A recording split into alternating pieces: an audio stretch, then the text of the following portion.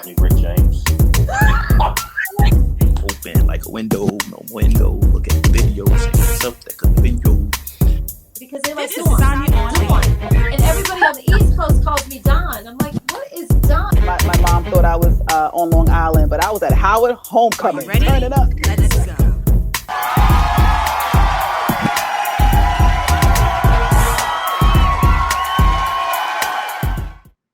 Welcome, everyone. You're now tuned into another amazing edition of Sanya on Air. I'm your host, Sanya Hudson Payne. And how do I start off each and every single show? You guessed it. I have another great show for you. Coming up in just a few short moments, I have actor Cedric Pendleton. Now, Cedric is about to star in an all-new film titled For the Love of Money and is set to hit theaters this Thanksgiving. I'm so excited. So after you finish eating your turkey, your collard greens, your sweet potatoes, and everything delicious and fattening, make sure you head over to the theaters. Now, I'm sure you've heard of Cedric Pendleton. He's been in just about every Tyler Perry television series. He's been in Tyler Perry's House of Pain. He's been in Tyler Perry's The Have and the Have-Nots. He's also starred as Fantasia Barrino's love interest in the Fantasia Barrino story on Lifetime. Did you catch that? So Cedric is just more than an actor. I love the journey of his work. So we're going to unpack all of that. So make sure you stay tuned. But do me a favor, make sure you hit the like button. And if you're watching this on YouTube, not only hit the like button, but make sure that you subscribe as well. Sanya on Air is streaming across all major platforms such as Spotify, iTunes, iHeartRadio, Pandora, Google Podcasts, Amazon Music, Buzzsprout, Stitcher, you name it, whatever streaming platform, Sanya on Air is there. So make sure you hit the subscribe button, make sure you hit the notification button, make sure you like, and make sure you share. I'll wait. Okay. Don't forget to hit the like button. So we just have a few short commercials, and I'll be right back with actor Cedric Pendleton. Hi, my Sanya on Air loves. The holiday season is quickly approaching. And guess what? I have all new Sanya on Air Empower apparel available today, just in time for the holidays. Uniquely designed for the Renaissance man and woman. Is that you? If so, head on over to the link in the description section of this Sanya on Air celebrity interview and get your shopping on. Happy holidays! How else can you support? Cash App. Cash App me at $Sanya Hudson. That's SanyaHudson. Who else besides me hates standing in long lines at the grocery store?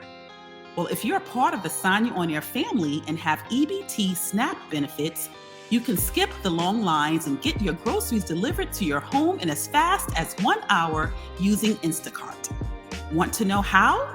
Simply pay for your groceries with your EBT SNAP on Instacart and get free delivery or pickup on your first 3 orders of $35 or more up until December 31st, 2021. Interested? Use the Sanya on Air Instacart link in the description section of this episode, or if you're watching this episode on YouTube, use the QR code.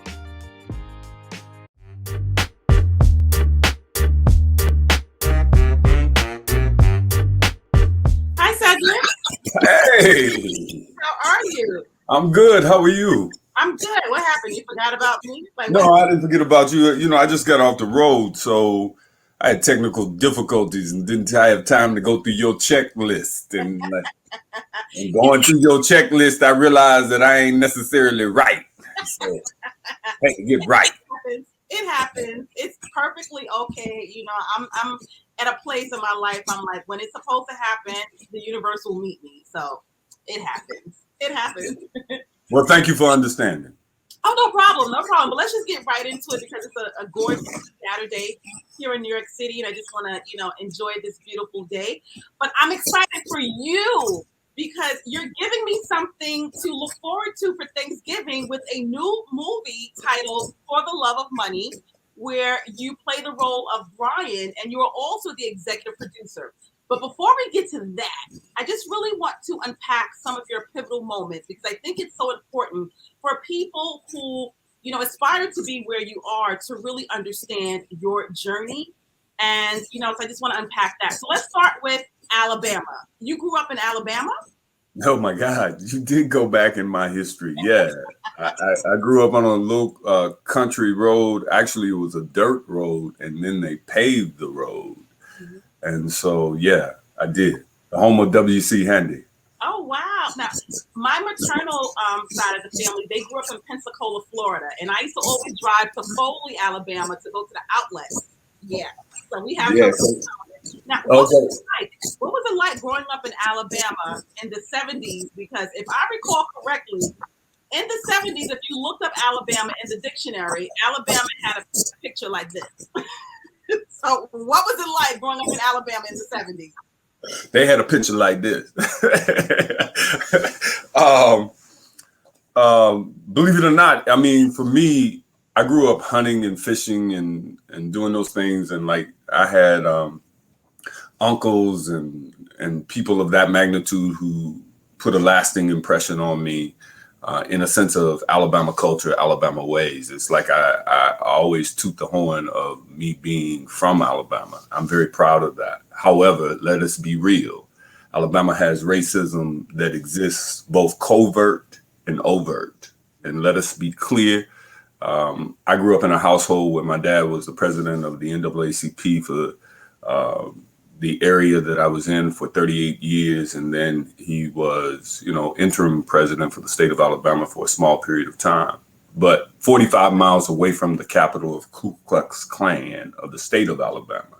So I saw a different side of what Alabama is. And even now, from a financial perspective, the thing that you realize about Alabama is the magnitude of or the lack of financial education oftentimes in Alabama keeps our people down. It doesn't necessarily mean we don't have jobs, because people in Alabama work. But what I'm referring to is the banking institutions being able to seed into Black businesses and Black entrepreneurs and Black entertainers, for that matter.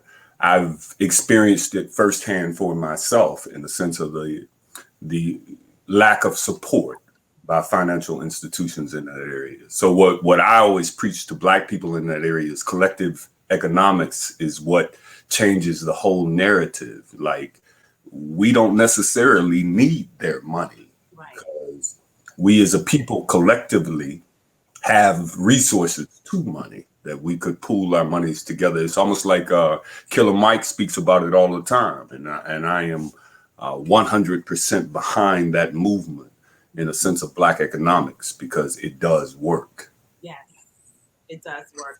And I'm so glad that you were able to experience both perspectives, because I'm a firm believer that children read what they don't see. So I'm glad that you had parents and community members, family members, who are able to offer you the Black potential for excellence. Now, speaking of your parents, so both educators, your father was heavily invested in the civil rights movement. What was that like for you growing up as a child? Because I know that there were probably some high expectations for you. Well, taking into consideration, let me clarify just something. There were two things, if I may clarify. Sure. Number one, you said that I was the executive for the movie. Melvin Childs, shout out to Melvin, is the executive producer for the movie. But I had the opportunity to go from supporting actor or starring actor to executive producer, and I took it. And so I worked my way up through the chains in order to get that credit. And it was not given to me. I worked for it. So from that particular perspective, that's that, handling the relationship. But to answer your original question, which was, what the heck was your original question? Growing up in a household where you had two professional parents, what was that like for you? Because I'm sure there were high expectations. My mother first of all, shout out to my mom. My mom created this environment where first of all, she was a first grade teacher for 38 years as well. 38, well, actually 40, 41. But the biggest thing is she created an environment for both my brother and I to thrive in the arts. What most people didn't know was when we came home from school, we had all of this literature, markers, paint, ceramics, this whole situation. It's interesting because I gravitated towards story and telling stories, and my brother gravitated towards the paint and that kind of thing. Shout out to Michimiko, who's a very famous visual artist right now, and he's banging his way through the art scene. Michimiko.com. Anyway, and then my father, who I call dad, he's actually my stepfather, but the point is in my household, there is no separation between a man that puts a roof over your head and food on your back. That's daddy. You understand what I'm saying? And so my biological father was an entrepreneur and was known in the community for repairing things. And so I called him Pop. Why? Because the Negro popped in and he popped out. I mean, it just to be real. So the biggest thing is to answer your question, how was it? It was challenging because of my father's notoriety. No matter where I went, I was always known. It was always said that your son was here. Your son was in this club, even though he's 16. Your son is doing this. Your son is doing, I mean, it was challenging. But my mother is the one that stressed that education. Both my parents did, but my mother, she pushed it. And so with that being said, she has two artistic children who are both in the arts in different fields, and that's what we do. I love it. And I think it was important for me and you to shed light on this, because if you leave it up to societal standards, they often believe that we come from households where we aren't given these type of examples. So I always want to provide platforms where we can shed light on our story of Black excellence.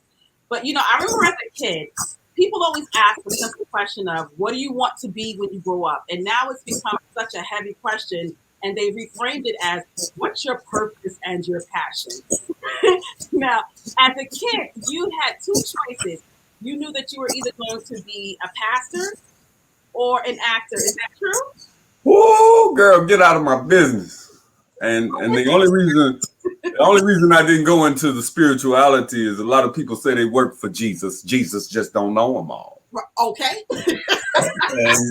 and the other thing is I'm afraid of the boss. I mean, I got a wild streak up my backside. And so with that being said, I don't play with religion and I ain't pimping God. You heard?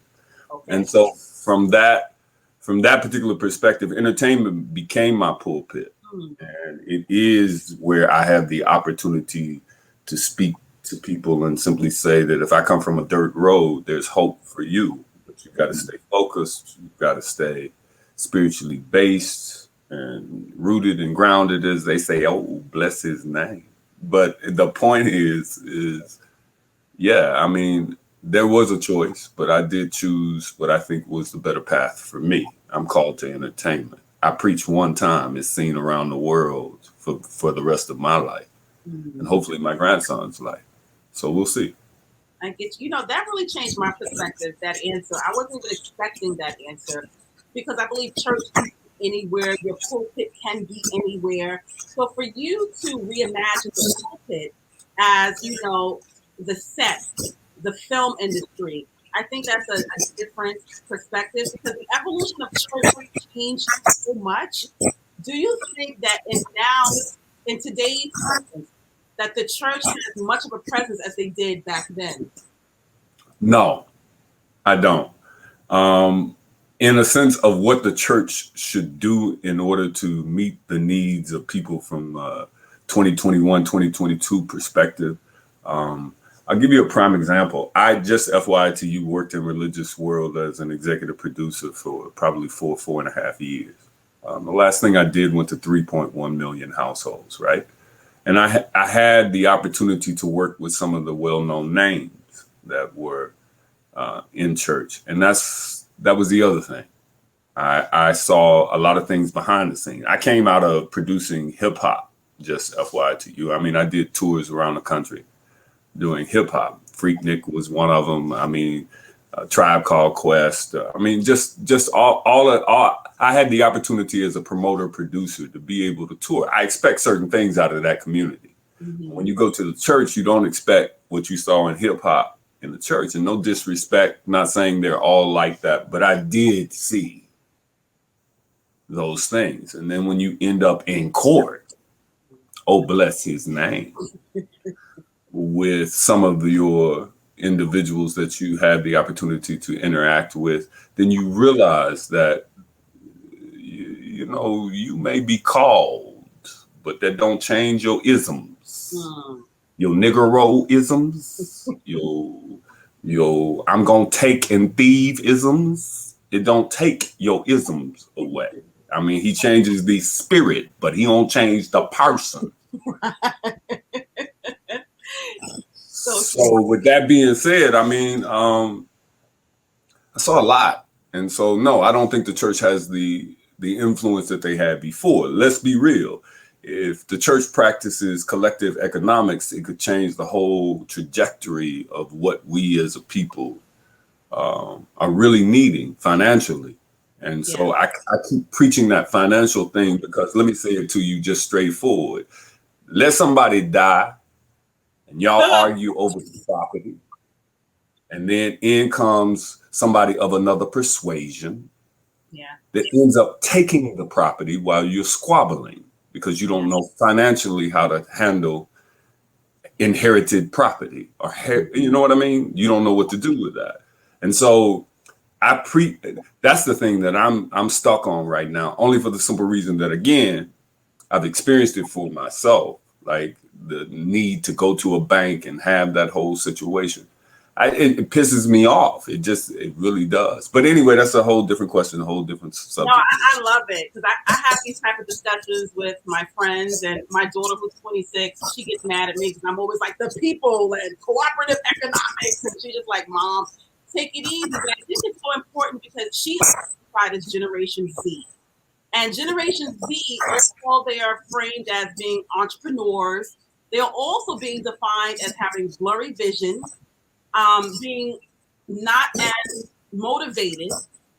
So with this whole new Generation Z, and we talk about the church and the changing of the guards, do you think this new Generation Z has the capacity to really take our Black challenges to the next level of excellence?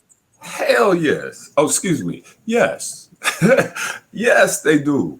I've got more faith in the next generation and the generation after that than I have of anything else. Let us be clear. I just came off of a 10-city tour, promotional tour for the film, For the Love of Money, which comes out October 24th. So on that Wednesday before Thanksgiving, when grandmama is in there cooking, everybody, take your drink and drink, and then go to the movie. Yeah, and if you ain't drinking, then if you like Bob Marley, take your Bob Marley. I don't care what you do, just go see it. I'm a big drinking. Yeah, hello. Well, that's your thing, girl. That's your thing. Do what you want to do. But to answer your question, I had the opportunity to interact with DC Young Fly and Rotimi and Jason Mitchell, and to spend time with these individuals that are in this movie, and some of the smartest young Black men that I have come across in a long period of time. There is this whole thing that is surging through Hollywood now, especially Black Hollywood, of take control of our images, take control of our distribution, take control of our narrative, our stories. And let us be clear, finance and distribution are the same situations with Black economics. I mean, there's a gentleman right now that I know of in Africa creating a one currency for Africa, for the continent. And so just think about that in itself. If there is one currency within Africa and Africans control it, it becomes a whole nother economic situation. So what I'm saying to you is that from this particular perspective, this next generation is growing up thinking that way. They're not thinking about not playing stock market. They're playing the market. They are playing in cryptocurrency. They are doing the things that are necessary in order to propel or push us to the next level. They're working on NFTs. They're releasing music. They're creating. Yeah, this next generation, yeah, and I'm gonna ride. Why? Because I'm an OG, and as an OG, I'm gonna ride the strength of those that are coming, that are up under me, for real, and then give my knowledge as an elder in the community back to them, and hopefully benefit in the process. Yes, I definitely agree. I love their fearlessness. I've been also working in education for the past, I would say, 25 years on the high school level. So a part of my purpose and passion is to really, support the youth, because they are our future. And I just want to make sure that they understand that our generation is still there for them. But just speaking about supporting and transition, there was a point in time where you left Alabama and you moved to Atlanta. What was the reason for that move? Was it because you really wanted to tap into the acting genre? Do you really want to know the answer to that question? I do. Yes, I do. As a Black woman or a Black child in a Black house, the thing that you hear more often than anything else is, as long as you in my house, you gonna do what I say. Yeah. Right? Yeah. One day my parents said, as long as you in my house, and I got my stuff and I left. Wow. I was 17 years old when I left home. I graduated a year early from high school. I skipped the 11th grade. And so with that being said, my thing was to get out of Alabama as quickly as I could possibly do. So no, I left Alabama to go to college, and went to college and spent 3 years in college. And in 3 years, like I spent 3 years in high school, I ended up with a degree in computer science. So I left Alabama to go to college, truth be told. And nice. So when did you realize that, hey, I can really do this acting thing, and you really started to pursue it? Well, the thing is I'm very, somebody said to me the other day that I'm methodical. And I took offense to it in the beginning, but then I thought about it. Being methodical is what's given me my success. And so from that particular perspective, I swore, well, first of all, let me back up. High school, senior year, dating a woman that was older than me. Oh, bless her name. Oh. A lot of women thank her. So she was older than me. And she was a psych major in college at the time. And we were sitting in the car one day as I'm about to enter my high school senior year. And she asked me, what did I want to do?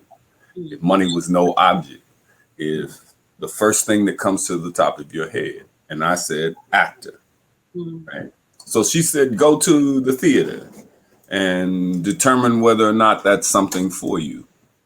So, okay. So I did exactly that. When I went to the theater, I played, I ran track, I played football, I did basketball. I mean, I did those things. But the moment that I walked into that theater, all of that went away. I quit. I quit all sports and went straight into the theater and hung out with the nerdy kids and did the things that were necessary to read plays and go to competitions, that kind of thing. So from that particular perspective, that's been my thing. It's always been like entertainment. However, when I decided to go to college, I made a promise to myself that I would focus in on college. And then as soon as I come out of college, then I would go do what I really wanted to do. College for me was to shut my parents up. Me too. However, let us be clear. College teaches you a way to think. It gives you analytical reasoning. Yeah. It gives you exposure to other cultures. It gives you the capability of having lifelong friends who struggled with you in the beginning, because like there are probably 8 college friends that I have that I still keep in touch with, right? And so from that particular perspective, college had its thing for me. But after I got out of college, I was a computer salesman. I ended up in computers and I programmed for a while and trained for a while, but I ended up doing international kind of work. I ended up out of the country doing work overseas. So my point is this: college for me made me stay away from entertainment. But one day I was working on a project in Florida and I saw 24-foot truck pull up and a bunch of people get out of it, and they started shooting a commercial. And I called in sick. I sat on the back porch and watched these people interact and do this thing with entertainment, making a commercial. And I said, that's what I want to do. It took me 2.5 years to convince my family, my mother specifically. Oh, yeah, she didn't like that. It took them a while to understand that I was about to leave corporate America, but I did. And so I got myself into the entertainment field, and I struggled. I struggled for, I don't know, 2-3 years at least. But I found myself working behind the scenes, and then I found myself acting, and then I found myself behind the scenes, and I found myself acting. So that's how I raised my family. I've always been behind the scenes. No one really knew it, except those select few, but it gave me the opportunity to interact in ways that most actors don't have. Got it. So when did you get to the point of your career where you met Tyler Perry and you were able to be casted in not only Tyler Perry's House of Pain, but also the Have and the Have-Nots? Tyler, I was producing a little show called Battle of the Bands. It was high school marching bands. We were touring the country. We were doing like 40,000, 50,000, 60,000, 70,000 in Atlanta. People at the time. I did that for 4.5 years, and a friend of mine stepped into the office and watched me do this show. And the gentleman that actually owned the show, I was pretty much directly reporting to him. And so I ran this crew of 40 people around the country. And Melvin Childs, who's the executive producer of For the Love of Money, his business partner walked into my office and sat down and watched me do what I do. And they invited me to meet this gentleman whose name was Tyler Perry. And I happened to be, I'm like, I don't have time, because Tyler wasn't known at the time. Okay. I don't have time. I'm in Birmingham, in Alabama tonight. I'm doing Lil' Kim, Da Brat, and I don't remember who else was on that show. So I'm doing this show in Birmingham, and Tyler picks me up the next day and drives back from Birmingham, Alabama to Atlanta. It's a 2-hour drive. Tyler did it in an hour. Girl, I got saved 50 times. You're calling Jesus. Jesus the blood, this man in this car. And so that was my interaction with Tyler. And then I ended up running as company manager for them for like 1.5 years. I jumped on the road behind the scenes and watched Tyler do his thing and become who he became. And so my interaction with Tyler has been from the very beginning of his career. And so from that particular perspective, I was given a choice in New York City, whether or not I would continue with the production behind the scene or whether I would leave.